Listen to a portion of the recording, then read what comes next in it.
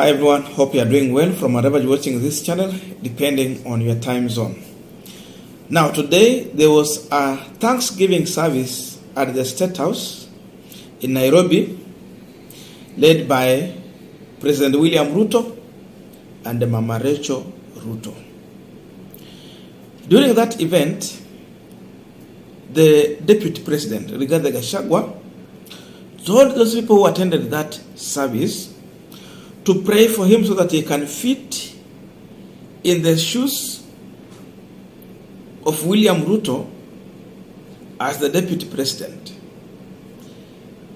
while in the office of the Deputy President. According to Gashagwa, Ruto had set high standards in the office of the Deputy President, and he believed that through prayer he can fit in that shoes. Because they want to fit, that's why he's telling people to pray for him. I want you to listen to Rigathi Gachagua shortly, and after this, we want to analyze what it means for Ruto if Gachagua has to fit in his shoes as the Deputy President, and what it also means for Gachagua himself if really has to fit in the shoes of William Ruto as the Deputy President. I want you to pray for me to see how I figure out to fill the great shoes of this great man, because they are very big. The standard he has set for Deputy President is very high.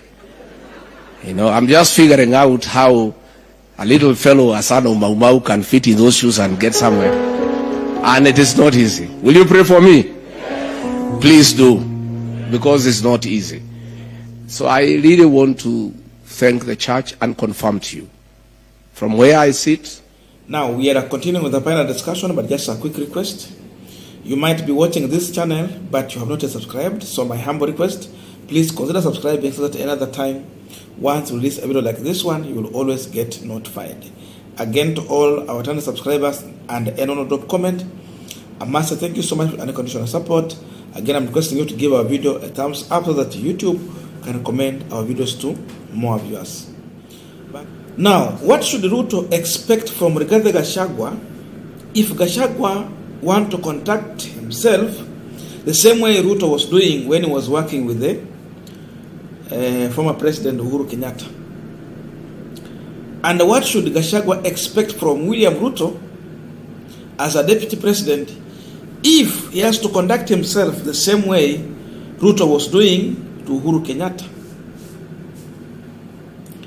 Because we are aware that William Ruto did not have a good working relation with the President Uhuru Kenyatta, especially during the second term in office. And the second term in office explained what Uhuru went through when he was working with Ruto in first term. But Uhuru could not do anything because he still needed the help of William Ruto for him to get second term in office. That means Ruto had numbers. Ruto could campaign, so he had no option. But second time in office, explain what Gachagua might go through if he has to do what Ruto did to Uhuru Kenyatta. And also what Kenyans should they expect from Gachagua as a Deputy President. Because Gachagua actually is revealing something here. Gachagua is telling Kenya that he's going to focus on becoming president in 2032. But again, also another possibility in 2027. I'm saying this because Ruto, immediately President Uhuru Kenyatta won the election. When they won as a team in 2013, the first thing Ruto did was to scheme for 2027. So every time Ruto was working with Uhuru, his focus was on 2027 election.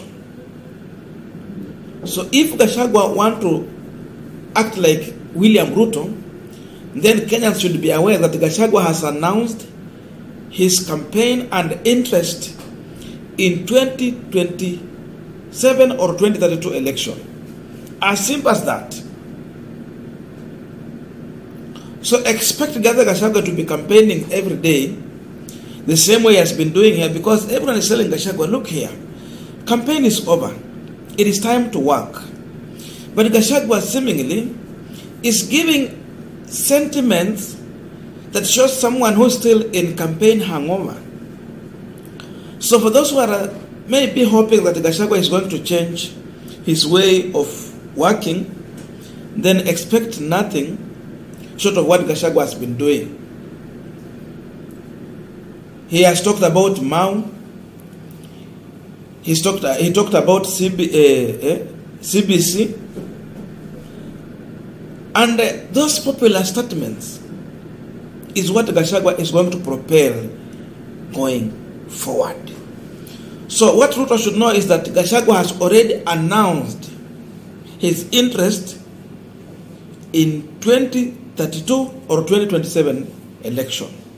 So he has a deputy president who has ambitions, and he wants to achieve his ambition the same way Ruto did. So if you're looking for a deputy who will help you to do your work in the office, forget about regarding Gachagua. Gachagua is going to be on top of vehicle. He's going to work from the rooftop of the vehicle going forward, because that is what Ruto did. That's how we know Ruto, and that's how Ruto achieved his dream to become the president. He was campaigning. To an extent, Uhuru had to look for Fred Matiang'i to replace William Ruto so that Matiang'i can do the work and Ruto can get time to campaign. So maybe, just maybe, Ruto might need Musalia Mudavadi to be in office to do the work and Gachagua to get time to go and campaign. If there is someone who was contradicting the president, especially in the second time in office, then it was William Ruto. And if Ruto is looking for someone who will contradict him, then his friend, Rigathi Gachagua, is going to do that job perfectly. The same way Ruto was doing to Uhuru Kenyatta. Every time Uhuru was calling for a press briefing at Statehouse, William Ruto was calling for press briefing in Karen. You remember the issue of COVID? When Uhuru called for a press conference, Ruto had another press conference. And that's how he was contradicting the president. So you could see push and pull for power. Uhuru pulling to his side, and Ruto was pulling to his side. So there was two centers of power in this country: Karen and Statehouse. So Gachagua want to draw two centers of power, of which is very hard to manage unless he has the energy and stamina to sustain it. But William Ruto had the stamina, he had the energy, he managed to sustain it for a very long time. I don't know if Gachagua will sustain it.